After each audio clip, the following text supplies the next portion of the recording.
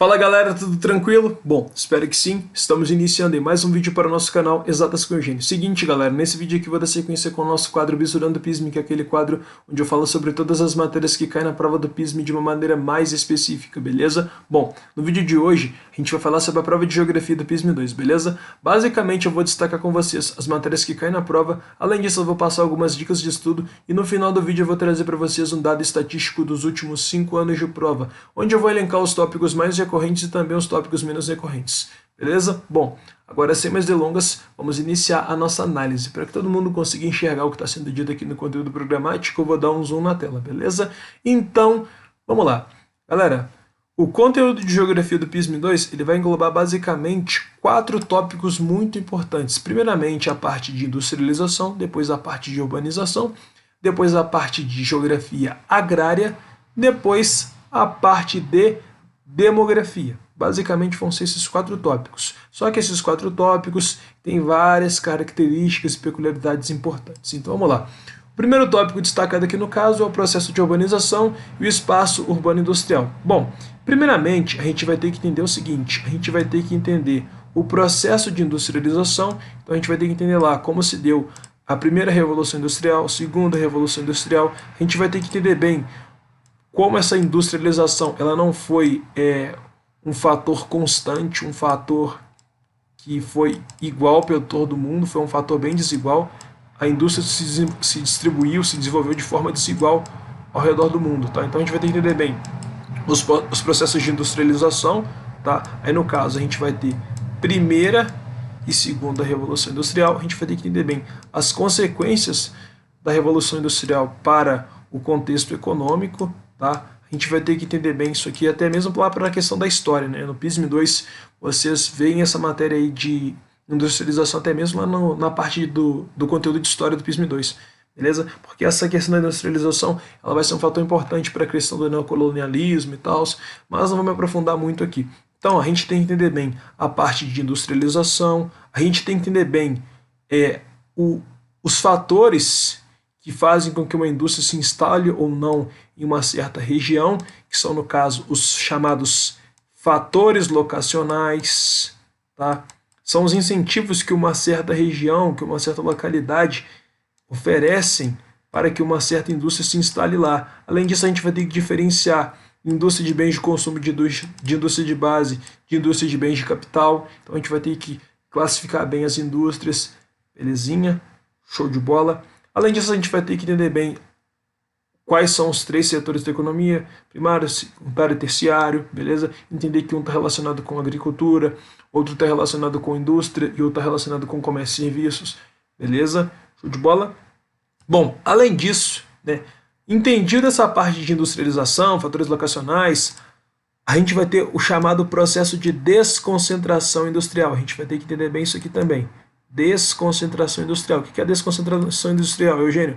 É um processo no qual as indústrias deixam as cidades grandes e migram para cidades pequenas, onde, de certa forma, você vai ter lá um incentivo maior ou uma taxa de imposto menor.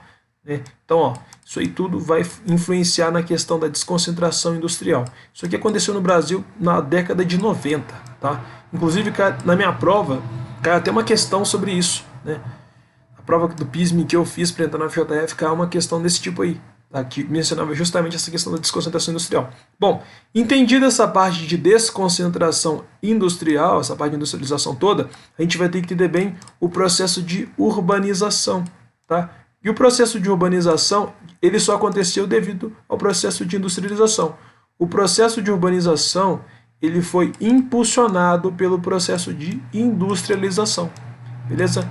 Urbanização foi basicamente o processo de surgimento das cidades, beleza? Aí a gente vai ter o seguinte, a gente vai ter uma chamada hierarquia urbana. Mas o que é uma hierarquia urbana, Eugênio? É basicamente uma divisão das cidades de acordo com o papel que elas exercem no estado, no país, ou até mesmo no continente, tá bom? Então a gente vai ter a questão da hierarquia urbana, vai ser basicamente a classificação que a gente vai dar lá para as cidades. A gente tem lá cidade global, a gente tem grande metrópole nacional, a gente tem lá mega cidade, cidade global. Então isso aí tudo está dentro de uma hierarquia chamada de hierarquia urbana, que é basicamente uma hierarquia que mede a influência e as características das cidades. A gente chama isso aí de hierarquia urbana. Então, pode entender bem essa parte de industrialização, fatores locacionais, desconcentração industrial e tal, a gente vai ter que entender bem essa parte de urbanização.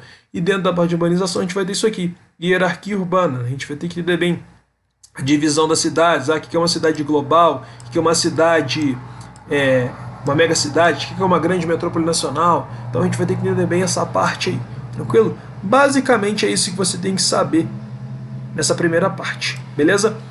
Depois a gente vai ter aqui no caso, ó, o espaço rural e as relações com o espaço urbano industrial. Essa aqui, galera, é a chamada geografia agrária. Vou até escrever para vocês aqui, ó. Geografia agrária.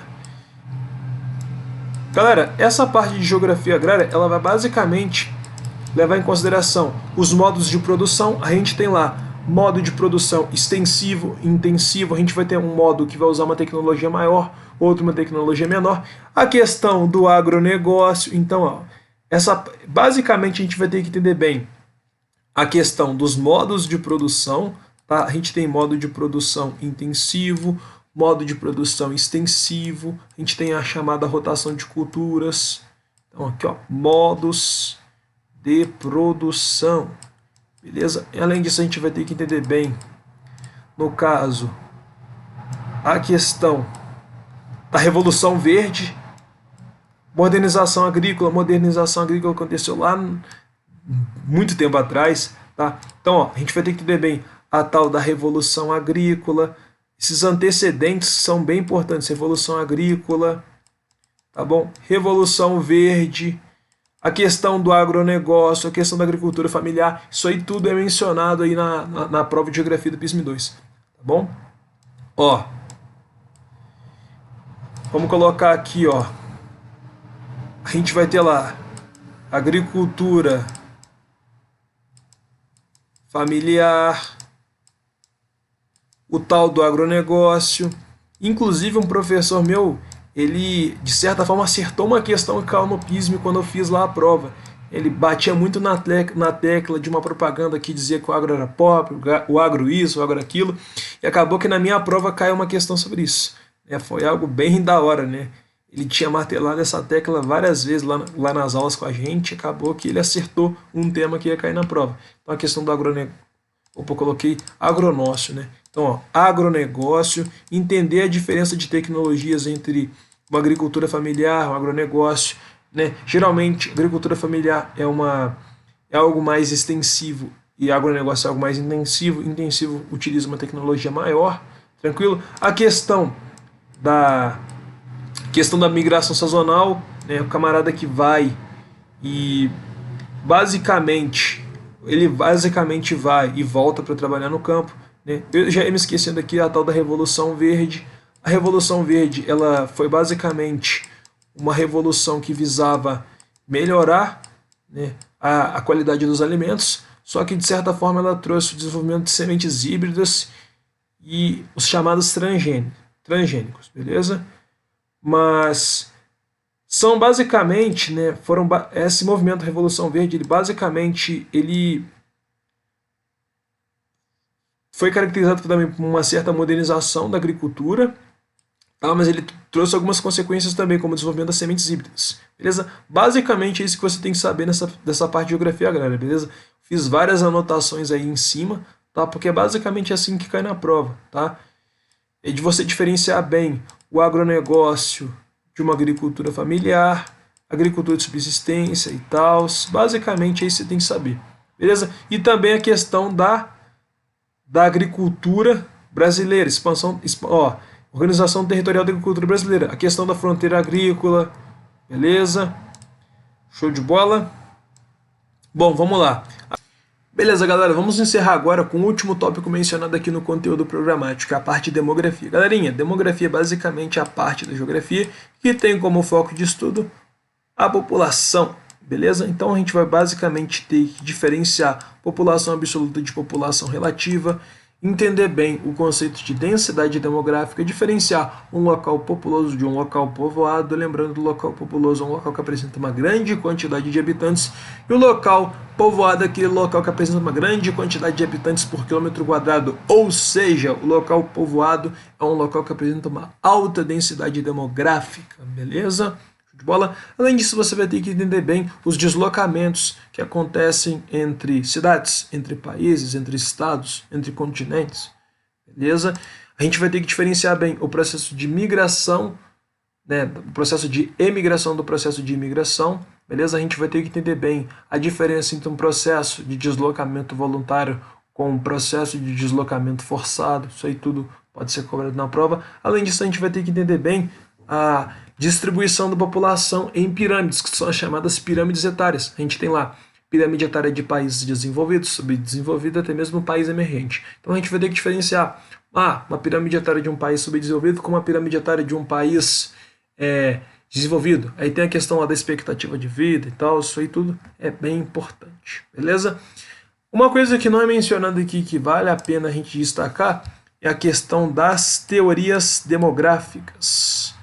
São basicamente teorias, estudos que foram feitos sobre a população em um determinado período. Então, as chamadas teorias demográficas. Temos três, basicamente. Temos aí teoria malthusiana, teoria não malthusiana e também teoria reformista. A teoria mais da hora, na minha opinião, é a teoria malthusiana, porque ela faz um paralelo, uma relação com a matemática. Malthus, ele relaciona a população e a produção de alimentos com a matemática, né? Malthus, ele diz basicamente o seguinte, ó, que a população, vou escrever aqui, ó, população, ele diz que a população cresce em uma PG, enquanto a produção de alimentos, vou colocar aqui, ó, P.alimentos, ó, produção de alimentos, cresce em uma PA. Trocando em miúdos, o Malthus quis dizer o seguinte, que a população cresce muito mais que a produção de alimentos. A gente sabe que isso aqui, no caso, é uma declaração falseada, visto que a modernização do setor agrícola foi fundamental para o aumento da produção agrícola. Só que Thomas Malthus não previa isso, beleza? Então, galera, basicamente essa é a matéria que cai na prova. Agora vamos para as dicas. Galera, primeira dica que eu vou passar para vocês é a seguinte: estude os conteúdos na ordem, tá? Então não tente, sei lá, estudar urbanização sem estudar industrialização. Não tente estudar geografia agrária sem estudar industrialização, tá? Então a gente tem que entender bem que tem tudo uma ordem a ser seguida, beleza? Primeiramente, vai lá com a parte de industrialização, depois vai lá urbanização, aí você vai ver todo o conceito de indústria, vai ver lá como se deu a primeira revolução industrial, a segunda, fatores locacionais, concentração industrial, tipos de indústria, caramba. Aí depois você vai para a urbanização, vai ver lá como aconteceu o processo de urbanização, países tiveram um processo de urbanização acelerado, lento, tranquilo, hierarquia urbana, classificação de cidades, você vai ver isso aí tudo. Aí olha só, depois você vai lá estudar a parte de geografia agrária, né, que vai ser o nosso 3, né, na ordem, né. Depois você vai estudar a parte de geografia agrária, beleza? Porque olha só, a geografia agrária ela está relacionada com o setor agrícola, e o setor agrícola, de certa forma, ele está relacionado com a modernização no campo, e essa modernização no campo só foi possível devido à tal da industrialização. A industrialização foi fundamental para a modernização do setor agrícola, beleza? Show de bola? Aí no final você vai lá e estuda a parte de demografia, vai ser o quarto tópico que você vai ver aí, beleza? Galera, agora vamos ver a estatística da coisa, vamos ver como isso daí foi cobrado nos últimos 5 anos. Eu peguei, no caso, as 5 provas, tá bom? Peguei somente questões objetivas, visto que as questões discursivas geralmente cobram todos os assuntos, beleza? Então vamos lá, galera. Vamos lá. Eu, de certa forma, né, eu não cheguei a mencionar nessa parte aqui de industrialização, mas vou até fazer esse asterisco aqui, né, ó. Dentro dessa parte de industrialização, a gente vai ter que entender bem as fontes de energia. Fontes de energia, elas são diferentes de uma revolução industrial para outra, tá? Então, ó, vou até fazer esse asterisco aqui, ó. Não posso esquecer que a gente também tem que entender a questão das fontes de energia, tá bom?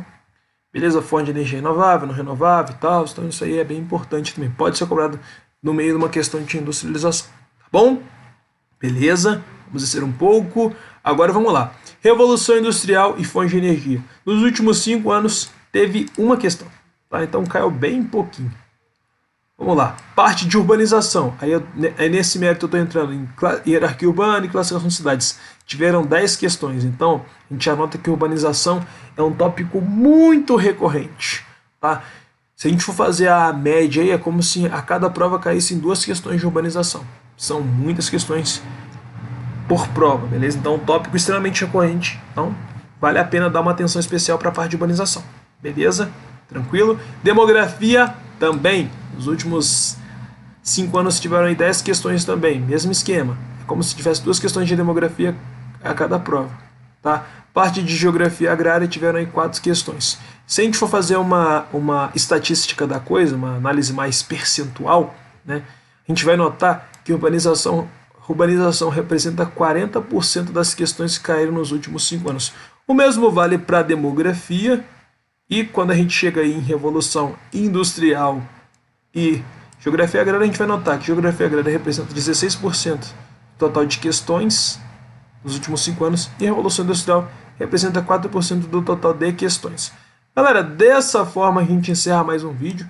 Eu espero do fundo do meu coração que vocês tenham gostado do vídeo, tenham entendido tudo aí, tenham entendido quais assuntos dão uma prioridade maior nessa reta final. É isso, valeu, fiquem com Deus, não se esqueçam, fé na missão, foco na aprovação, tamo juntão.